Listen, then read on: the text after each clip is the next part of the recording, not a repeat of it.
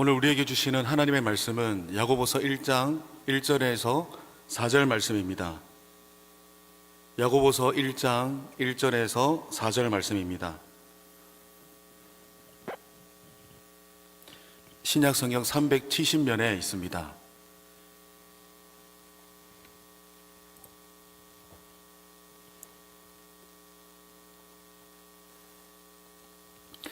야고보서 1장 1절에서 4절 한 절씩 교독하겠습니다.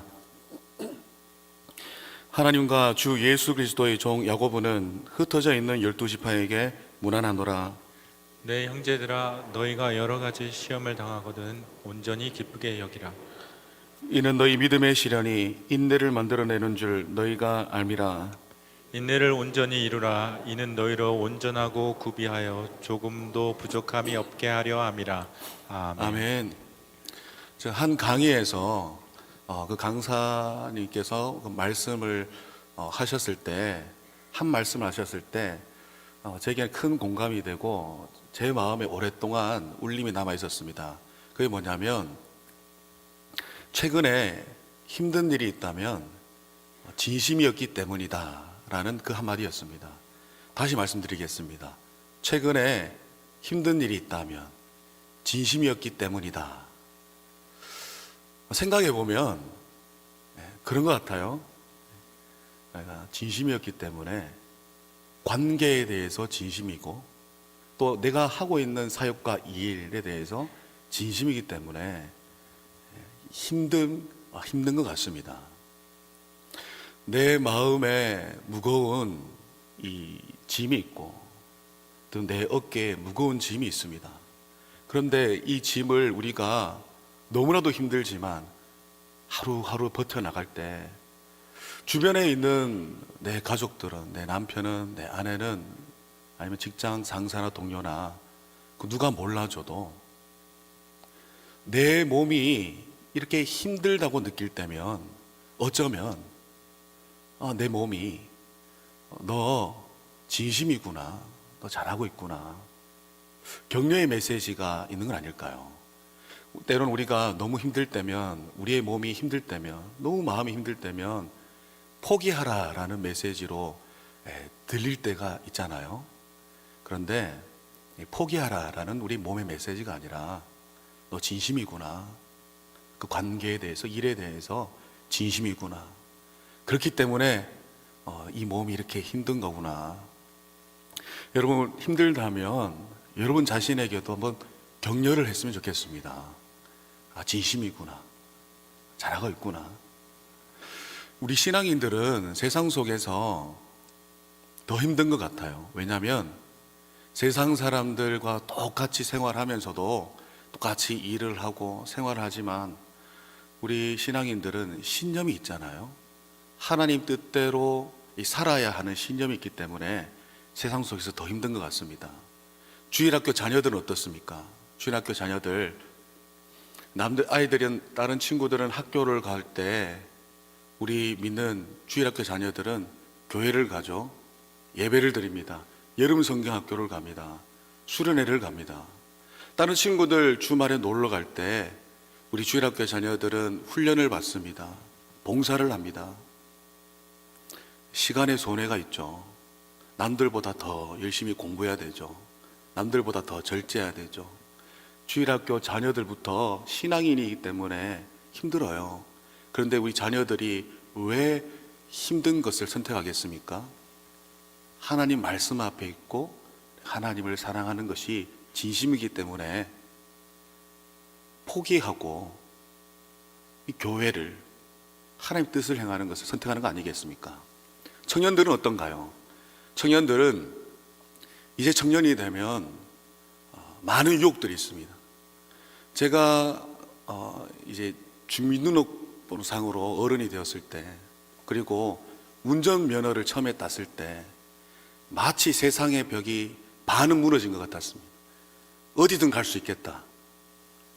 이 성인이라는 민증과 운전면허증만 있으면 어디든 갈 수 있겠다. 어디로 갔는지는 너무 멀리는 안 갔습니다.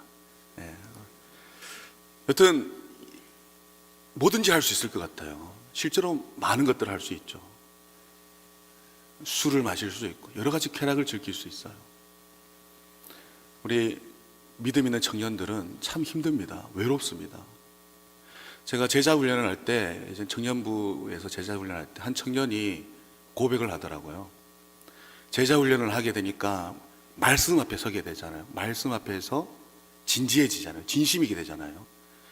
그래서 그 청년이 어느 날 충격을 먹었다는 거예요. 왜냐하면 자기 친구들이, 술 친구들이 있는데 그 친구들과 함께 어느 분위기 좋은 맛있는 술집에 갈까 검색하고 있는 자기의 모습에 충격을 먹었다는 거예요. 그러면서 이거를 나누면서 강한 찔림이 있고 제 술집에 가지 않겠다, 친구들과 술 마시지 않겠다 결단하면서 고백을 하더라고요. 그렇게 되면 어떻게 될까요? 외롭게 되죠. 학교 친구들을 잃게 되고 외롭게 됩니다. 그런데 왜 포기할까요? 예수님과의 관계가 내 진심이기 때문에 때로는 사람과의 친구의 관계도 포기하게도 되는 거죠. 진심 때문입니다. 신념, 하나님 앞에서의 신앙이 진심이기 때문에. 직장인은 어떻습니까? 우리 신앙인들은 다 착하죠. 여기 계신 분들 다 착하실 겁니다. 착한 것을 너무 잘 알아요.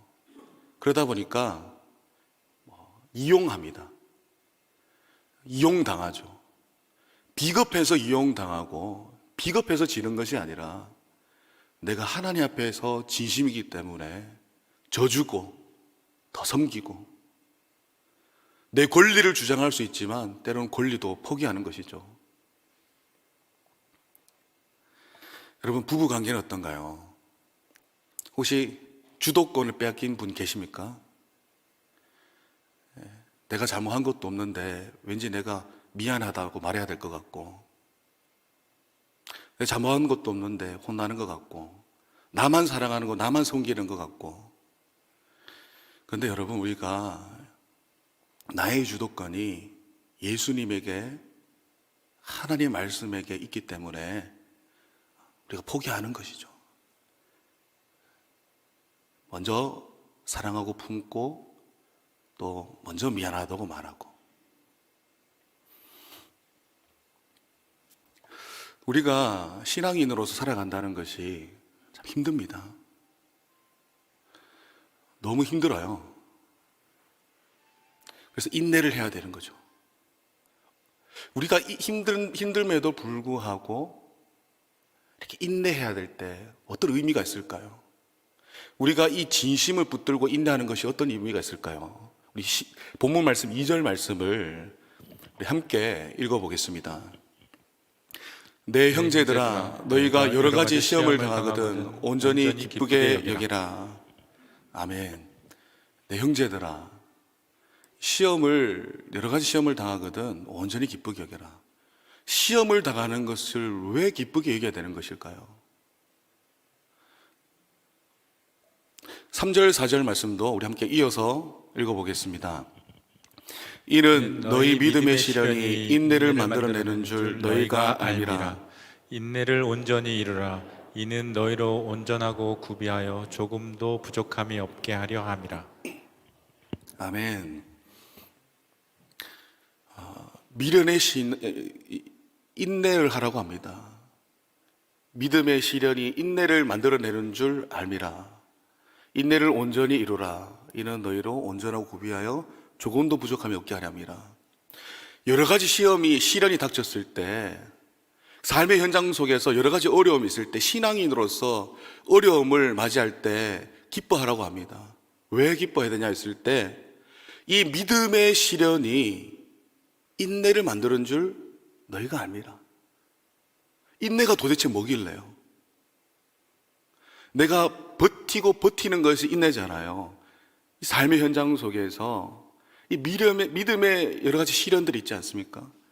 버티고 참고 때로는 울고, 그러다 보면 인내가 만들어지잖아요. 이 인내를 통해서 인내를 온전히 이루라. 이 인내를 통해서 너희로 온전하고 구비하여 조금도 부족함이 없는 사람이 될 것이기 때문이다라고 말씀합니다. 그렇다면 무엇으로부터 조금도 부족함이 없는 상태, 온전한 상태가 되는 걸까요?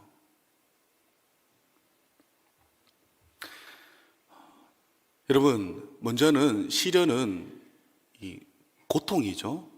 고통입니다. 여기 계신 분들, 시련을 겪어보신 분들 다 공감하실 거예요. 시련은 고통입니다. 하지만 이 고통은 인내를 만들어내고 인내를 통해서 우리는 온전해질 수 있습니다. 그러면 무엇으로부터 온전해지는 걸까요?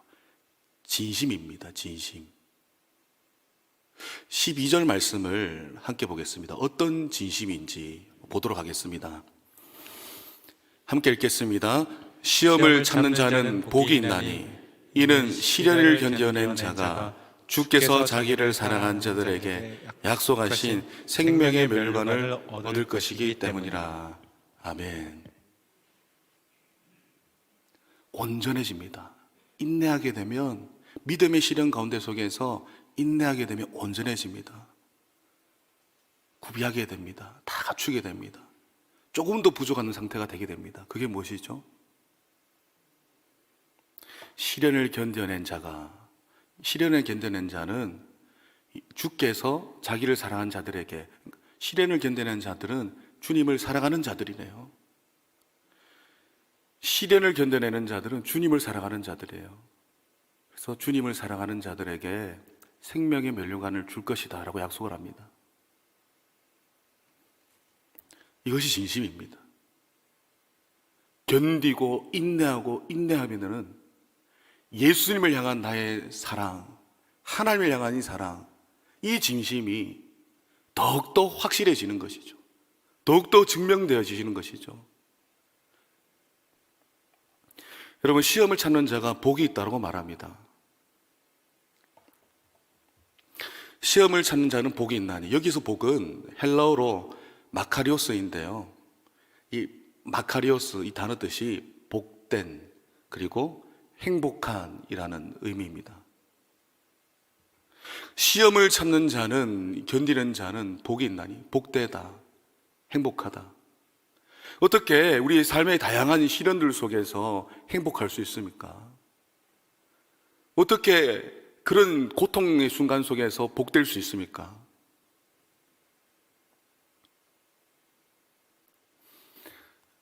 왜냐하면은 이 시련은 단지 나를 고통으로 몰아넣기만 하는 무의미하고 무가치한 그런 험한 것이 아니라, 이 시련은 우리로 하여금 하나님의 사랑을 증명할 수 있는, 진심을 내보일 수 있는 장이고요, 하나님을 사랑할 수 있는 기회이기 때문입니다. 그래서 시련은 의미가 있는 것이에요. 단지 나를 고통스럽게만 하는 것이 아니라 시련을 통해 하나님의 사랑을 증명하고 하나님을 사랑할 수 있는 기회를 붙잡을 수 있기 때문인 것이죠. 그래서 복되다라고 말합니다. 시험을 참는 자는 복되다고 말합니다. 시험을 참는 자는 행복하다고 말합니다. 고통 가운데 있지만, 눈물 가운데 있지만 행복한 자다. 왜? 하나님을 사랑하기 때문이죠. 그것이 그 진심이 있기 때문이죠. 하나님을 사랑할 수 있는 기회의 장이기 때문이죠.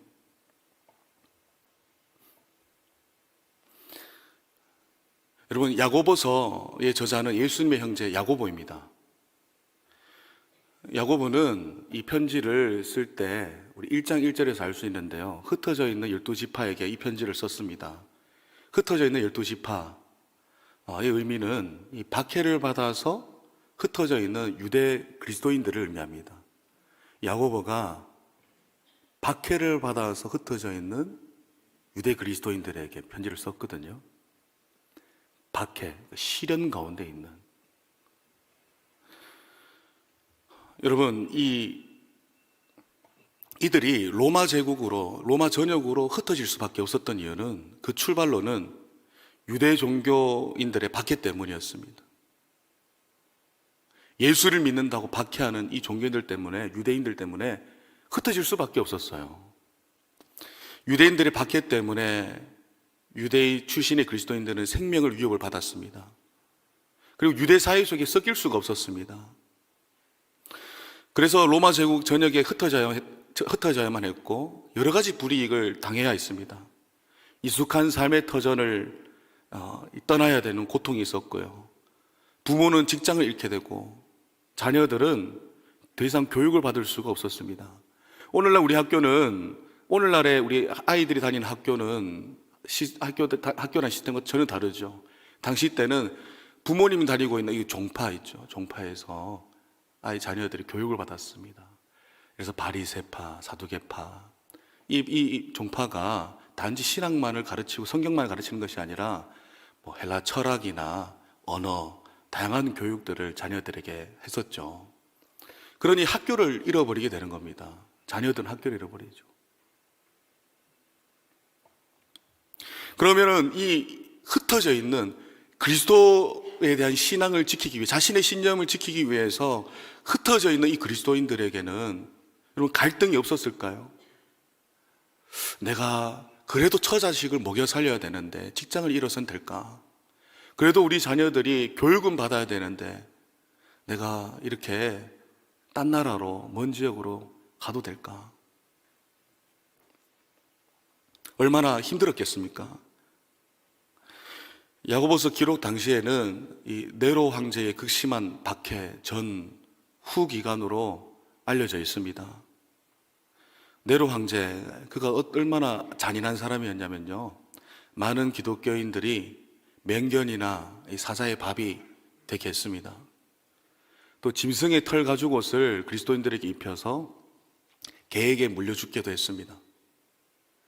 그리고 십자가에 매달아 처형도 했고요.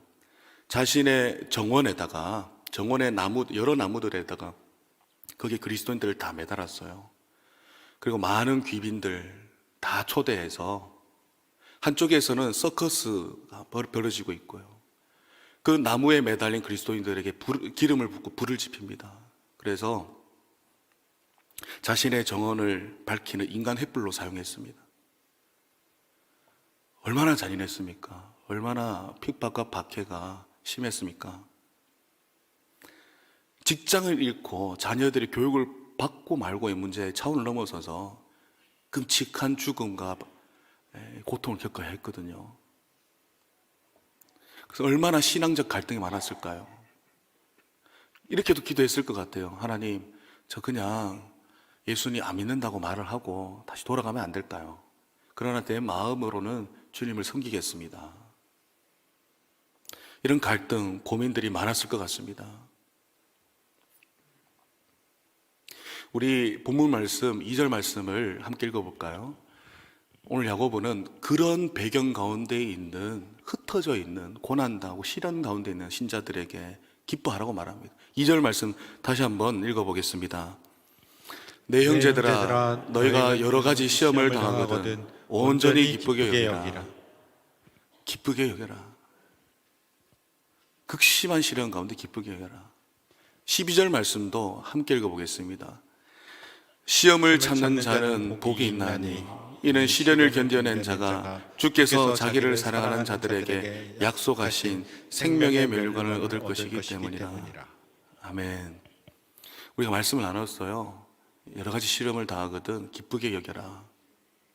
왜냐? 인내를 만들어내기 때문이고, 이 인내는 너희를 온전하게 하고 구비하여서 조금도 부족함이 없게 하리라. 무엇이 온전해지며 조금도 부족하지 않겠습니까? 시험을 참는 자는 하나님께서 바라보실 때 예수를 사랑하는 자, 하나님을 사랑하는 자를 여긴다는 것이죠. 진심입니다. 진심이 온전해진다는 것이죠. 그런 진심을 지닌 자에 대해서 복되다 말합니다. 현실은 너무나도 매섭고 무섭지만, 너무 힘들지만, 그럼에도 불구하고 하나님을 향한 진심이 불타오르는 너희는 행복한 사람이야, 복된 사람이야. 그 가운데서 너희는 하나님을 사랑할 수 있는 기회의 장이잖아. 너희는 복되야. 너희는 행복해. 그리고 끝내 하나님께서는 생명의 면류관을 너에게 주실 것이기 때문에 너희는 복되다, 행복하다 말씀합니다. 여러분, 아마 이때 당시에도 그랬겠지만 오늘날 우리도 그렇습니다. 정말 하나님 뜻대로 살고 삶 속에서 하나님을 사랑하기에 시련을 견뎌내고 버티고 싶지만 때로는 유혹에 넘어질 때가 있고 내가 화를 안 내야지 하면서 화를 낼 때가 있고 그런 연약한 죄된 모습을 보일 때면은 낙심하게 되겠죠. 아무리 하나님을 사랑하고 믿음 지키기 위해서 애쓰는 사람이다 할지라도 넘어질 때가 있습니다. 어떻게 해야 될까요? 온전한 인내와 순종으로 주님을 사랑하고 싶은데 어떻게 해야 될까요? 그런 고민들도 당시에 많았겠죠. 그에 대한 답을 5절에서 제시하고 있습니다. 5절 말씀 함께 읽어보겠습니다. 너희 중에 누구든지 지혜가 부족하거든 모든 사람에게 후히 주시고 꾸짖지 아니하시는 하나님께 구하라. 그리하면 주시리라. 아멘. 지혜라는 단어 대신에 차라리 인내라는 단어를 넣었으면 좀 자연스러울 뻔했습니다. 너희 중에 누구든지 인내가 부족하거든 모든 사람이 후히 주시고 꾸짖지 아니하시는 하나님께 구하라. 그러면 주시리라 라고 했으면 문맥상 자연스러울 뻔했습니다. 그런데 왜 지혜라고 했을까요? 여러분, 참자 인내하자 이 결단과 결심만으로 되던가요? 안 되지 않습니까? 작심삼이라는 말이 우리 신앙인들에게도 해당되어지지 않던가요? 그래서 지혜가 부족하거든. 여러분, 인내하려면 지혜가 있어야 됩니다. 우리가 예수님을 바라보고 십자가 지신 예수님을 바라보고 주께서 나를 사랑하셨고 주께서 나를 위해서 이렇게 헌신하고 희생하셨으니 나도 주를 사랑하리라. 나도 주를 위해서 십자가 지리라. 내 삶의 현장에서 시련 가운데에서 버티리라. 인내하리라. 이처럼 주님을 바라볼 때 주님에 대한 지식이 전인격적인 지식과 이해가 없다면은 내 안에 텅텅 비어 있다면 전혀 동기부여가 되지 않을 것 아니겠습니까? 주님을 바라보도 십자가를 떠올려봐도. 그러나 하나님께서 우리에게 지혜를 주신다면 하나님의 사랑을 깨닫는 지혜를 주시고 또 이 시련의 때가 우리에게 주어지는 의미가 무엇인지 우리가 깨닫는 지혜가 주어지고 하나님의 사랑의 깊이와 넓이, 높이 모든 이 전부를 다 깊이 깨달을 수 있는 지혜가 주어진다면 우리 하나님을 더 알아가는 지혜가 주어진다면 우리가 인내할 수 있지 않겠습니까? 그러기 위해서는 우리가 하나님의 말씀을 더 깊이 알아야겠죠. 베드로가 예수님을 참 많이 사랑했습니다. 베드로가 예수님을 사랑했음에도 불구하고 예수님을 부인한 적이 있죠. 너는 닭 2번 울기 전에 날 3번 부인할 것이야 라는 예수님 말씀에 베드로는 뭐라고 말했나요? 내가 주와 함께 죽을지언정 부인하지 않겠습니다. 순교하겠습니다. 어떤 시련이 닥쳐도 버틸 뿐만 아니라 인내할 뿐만 아니라 순교하겠습니다가 베드로의 답변이었어요. 고백이었습니다. 그런데 어떻게 되었나요? 실패하게 됐죠. 아마 베드로가 예수님이 그때 그렇게 말씀하실 때 예수님의 주권을 인정하는 믿음으로 주님이 그렇게 말씀하시면 제가 정말 부인하게 될 것입니다. 주님 그렇게 말씀하지 말아주시고 부인하지 않는다라고 말씀해 주십시오라는 믿음의 반응을 보였다면 어떻게 됐을까요? 베드로는 자기 의지가 더 앞섰습니다. 나 할 수 있어요. 나 할 수 있어요. 그런데 예수님께서 겟세마네 동산에서 너 나와 함께 기도하자 할 때 이 시험이 당하지 않도록 기도하자 할 때 베드로 어떻게 됐습니까? 의지를 다 발하지 못했습니다. 왜 그렇습니까? 베드로는 아직 성령 충만을 경험하지 못했어요. 요한복음 7장에 보면은 예수 그리스도께서 아직 영광을 받으시기 전이기 때문에 제자들에게 아직 성령이 가지 않는다라고 기록하고 있거든요. 아직 베드로는 자신의 의지로만 그저 섬길 수 있는 정도고 시련을 버티는 정도입니다. 성령으로 기도한다거나 성령으로 살아가고 사역하는 것이 아직은 모르는 상태예요. 그러나 예수님을 부인하고 난 후에 물고기 잡고 있을 때 예수님, 부활하신 예수님이 나타나셨죠. 베드로에게 3번 질문하신 후에 넌 나를 사랑하냐 질문하신 후에 베드로에게 뭐라고 말씀하십니까? 그때 베드로의 심리 상태는 어땠을까요? 너무나도 죄송할 거 아니에요. 자기가 예수님을 부인했으니까, 외면했으니까, 시련 가운데 인내하지 못했으니까 너무나 죄송할 거 아니에요. 베드로가 듣고 싶었던 말은 무엇일까요? 너는 남을 위해서 이제 2 팔을 벌리게 될 것이야. 너는 나를 따르라. 따르라는 말. 너는 날 부인하게 될 것이다가 아니라 따르라는 말을 듣게 되고 남을 위해 2 팔을 벌리게 된다는 말을 듣게 됩니다. 그래서 베드로는 어떻게 됩니까? 예수님께 승천하신 후에 성령의 충만함을 받게 되고 매일 자기 자신을 부인하며 순교신앙으로 살아갑니다.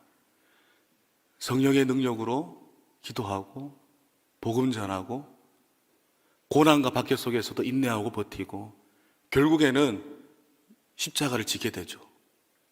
베드로 역시요.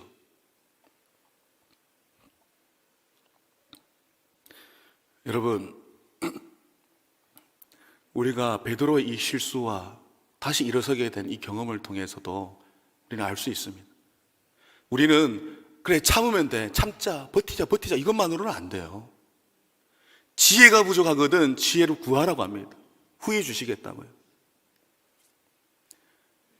베드로가 처음에는 실패했지만 예수님의 주권을 철저하게 인정하고 믿고 주님이 날 따르라 하면 내가 따르게 될 것이라는 믿음을 가지고 주님 말씀하여 주십시오.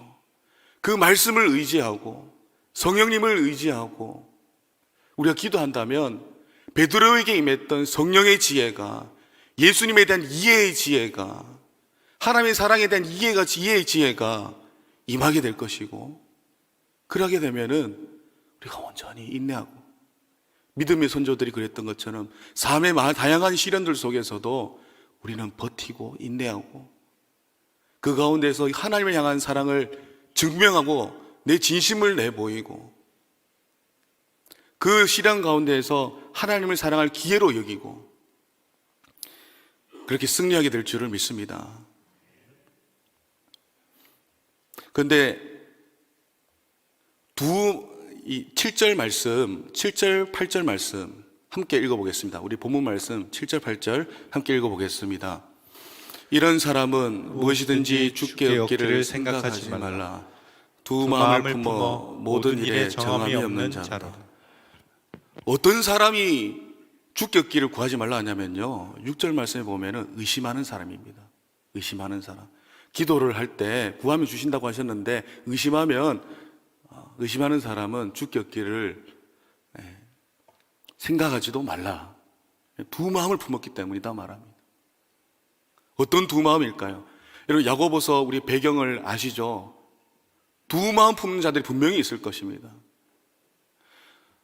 박해 속에서 유혹 속에서 두 마음 품는 사람들이 있을 거예요. 예수님께 한 다리 그치고 세상에 한 다리 그치는 두 마음 품는 사람들이 있을 거예요. 바다 물결처럼 계속 오르락 내리락 자신의 신앙이 변동이 계속 일어나는 겁니다. 두 마음이 품었기 때문에. 두 마음을 품은 사람들은 구하지도 말라, 얻기를 생각하지도 말라라고 말합니다.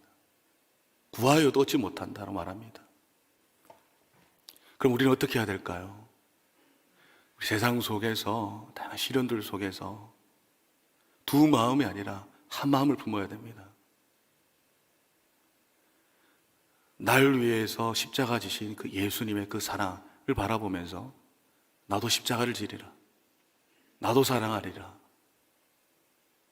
이 한 마음을 품어야 되는 것이죠. 헨리 드리먼드 에이든 토저 하나님의 체험함 중이라는 책에서 글을 인용을 했는데요, 우리 함께 화면을 보면서 함께 읽어보도록 하겠습니다. 십자가 전부를 짊어지는 것이 그 절반을 짊어지는 것보다 한결 쉽다. 두세 개를 동시에 짊어지려고 하는 자는 양쪽에서 아무것도 얻지 못한다. 두 주인을 섬기는 자는 양쪽이 주는 혜택을 모두 놓친다. 하지만 다음과 같은 입장을 취하는 자, 즉 신앙생활을 하면서 넘지 않아야 할 선을 분명히 설정하고 그 선을 넘어 존재하는 세상은 영원히 발을 들여놓아서는 안 될 곳으로 생각하는 자는 멍에를 지키기가 쉽고 그 짐이 가볍다는 것을 알게 된다. 왜냐하면 그에게는 금지된 영역이 마치 존재하지 않은 것처럼 보이기 때문이다. 아멘. 여러분, 그렇지 않습니까? 십자가를 전부 짊어지는 것이 그 절반을 지는 것보다 한결 쉽다라고 말합니다. 두세 개를 동시에 짊어지려고 하는 자는 얼마나 무겁겠습니까? 양쪽 다 얻지 못한다고 말합니다. 두 조연인을 섬기는 자는 양쪽이 주는 혜택을 다 놓치게 됩니다. 두 마음을 품은 자, 구하여도 얻지 못하게 됩니다. 말씀을 맺겠습니다. 사랑하는 성도 여러분, 시련의 의미가 무엇일까요? 시련의 때 그 의미가 무엇일까요? 단지 우리를 고통스럽게 하는 그 순간들일까요? 그것이 아닙니다. 우리의 진심을 보일 수 있는 기회의 장입니다. 시련의 때에 우리가 인내하면은 온전하고 구비할 조금도 부족함이 없는 그런 사람이 됩니다. 그런 진심을 지니게 됩니다. 그 진심이 무엇이라고 하셨죠? 하나님을 향한 사랑입니다. 시련을 견디는 자, 주께서 자기를 사랑하는 자들에게 생명의 면류관을 주신다고 하셨습니다.